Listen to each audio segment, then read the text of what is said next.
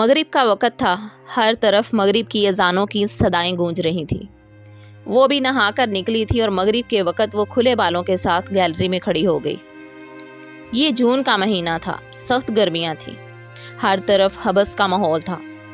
تبھی اسے اپنے قریب ٹھنڈ کا احساس ہوا۔ بال ہواؤں کے زیر اثر اڑ رہے تھے۔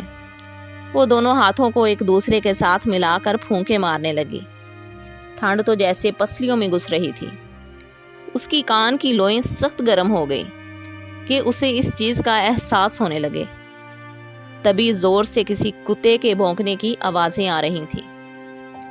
جیسے ہی نمرا نے نیچے جھانکا تو ان کے گھر کی طرف دیکھ کر کتا بھونک رہا تھا۔ ایک تو اتنی ٹھنڈ پتہ نہیں کیسے ہو گئی، اور اوپر سے یہ کمینہ کتا بھونکے جا رہا ہے۔ اوئے ہش ہش، وہ اسے بھگانا چاہ رہی تھی، مگر وہ ادھر ہی دیکھ کر زور زور سے بھونکے جا رہا تھا۔ بھئی اس کتے کو کیا ہو گیا ہے؟ وہ منہ میں بڑبڑائی۔ نمرا بی بی، یہ جنگل ہے، یہ سب تو ہوگا یہاں پہ، گزارا کرو، وہ خود سے ہی کہنے لگی۔ اوئے کتے میاں، یہاں پہ تمہیں کیا نظر آ رہا ہے؟ وہ تھوڑا سا اوپر ہو کے زور سے ہاتھ ہلا کر بولی۔ تبھی اسے اپنے قریب کسی کی سرگوشی کی آواز سنائی دی۔ وہ یکدم سے گھبرا گئی۔ اسے میں نظر آ رہا ہوں، اسے اپنے پیچھے کسی مردانہ کی آواز سنائی دی۔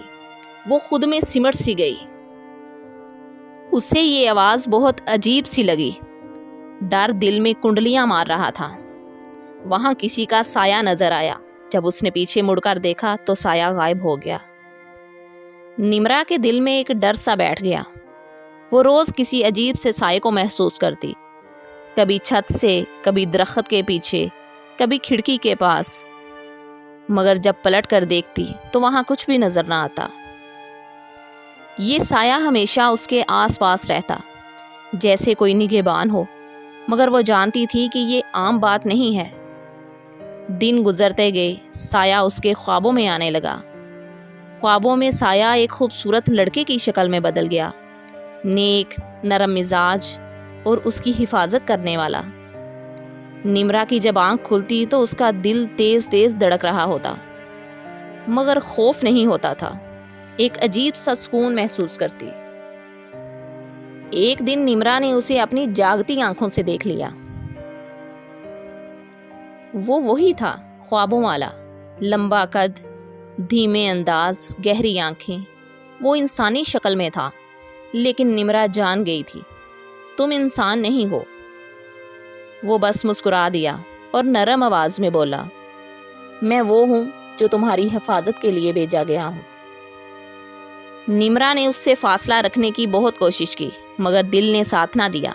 کچھ ہفتے گزرے اور ان کے بیچ خاموشی کی ایک محبت۔ وہ آتا، نمرا کو دیکھتا، بس ایک مسکراہٹ دے کر چلا جاتا۔ نمرا بھی اس کے آنے کا انتظار کرنے لگی تھی۔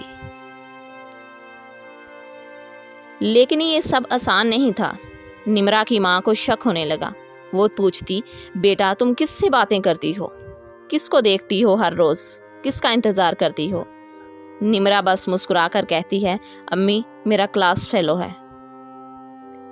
پھر ایک دن نمرا رو رہی تھی، یہ سب خواب ہے، سچ نہیں ہو سکتا، تم جن ہو، میں انسان ہوں۔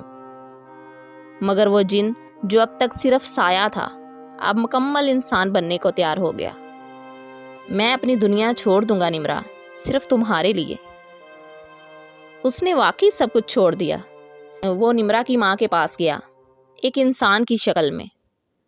اس نے اپنے بارے میں سب کچھ بتا دیا، ہر بات بتائی، سوائے اس نے اپنے اصل وجود کے۔ نمرا کی ماں نے کچھ وقت لیا، سوالات کیے، لیکن اس کی محبت اور نرمی کے آگے ہار مان گئی۔ شادی ہو گئی، سادگی سے، خاموشی سے، دو دنیاؤں کا آپس میں ملاپ ہو گیا۔ نمرا اور وہ اب ایک نئی زندگی گزار رہے تھے۔ وہ لڑکا ایک مکمل انسان کی زندگی گزارنے لگا۔ ان کی محبت مزید گہری ہوتی گئی۔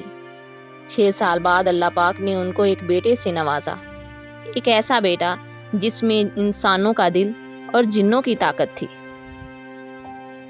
وہ بچہ عام بچوں جیسا نہیں تھا، اس میں غیر معمولی ذہانت تھی۔ عجیب سی کشش تھی۔ نمرا اکثر اس کی آنکھوں میں اپنے ماضی کا عکس دیکھتی تھی۔ وہی سایہ، وہی پہرا، وہی محبت۔ نیاب، یہ نام اس کی والدہ نے رکھا تھا کیونکہ وہ واقعی بہت نیاب تھا۔ وہ دوسرے بچوں جیسا نہیں تھا۔ بچپن ہی سے نیاب میں کچھ خاص تھا۔ جب دوسرے بچے بولنا سیکھ رہے تھے، وہ خوابوں میں آنے والی باتیں سنا رہا تھا۔ جب بچے کھیلنے لگے، وہ درختوں سے باتیں کرنے لگا۔ امی، پتہ ہے یہ مجھ سے کیا بات کر رہا تھا؟ کہتا ہے بارش آنے والی ہے، اور واقعی تھوڑی دیر بعد بادل گرجنے لگے اور بارش آ گئی۔ نیاب اپنے دوستوں میں سب سے الگ تھا۔ کسی کو چھوٹا سا زخم بھی ہو جاتا تو وہ اوپر ہاتھ رکھتا اور زخم کچھ لمحوں کے بعد ٹھیک ہو جاتا۔ ایک دن اسکول میں کسی لڑکی پر حملہ ہوا اور نیاب نے صرف ایک نظر سے حملہ آور کو پیچھے دھکیل دیا، جیسے کوئی اندر کی طاقت جاگ گئی ہو۔ پہلی بار نیاب کو پتہ چلا، میں صرف انسان نہیں ہوں۔ اس رات جب اس نے خواب میں اپنے باپ کو جنوں والی اصل شکل میں دیکھا، وہ جاگ کر کانپ گیا۔ بابا، آپ جن تھے؟ اس کے والد نے اس کے کندھے پر ہاتھ رکھا۔ ہاں بیٹا، مگر محبت نے مجھے انسان بنا دیا، اور تم دونوں دنیاؤں کا پل ہو۔ نیاب کو اپنے اندر کی طاقت سے خوف آنے لگا۔ کبھی وہ غصے میں ہوتا تو لائٹیں جلنے لگتی، کبھی بغیر چھوئے دروازے کھل جاتے۔ لیکن اس کے والد نے اسے بہت سمجھایا، طاقت کو قابو میں رکھنا ہی اصل طاقت ہے۔ نیاب نے سیکھا کہ وہ دونوں دنیاؤں کا رازدار ہے۔ دن میں عام انسان، رات کو ستاروں سے باتیں کرنے لگا۔ اسے بعض اوقات جنوں کی دنیا سے پکار آتی۔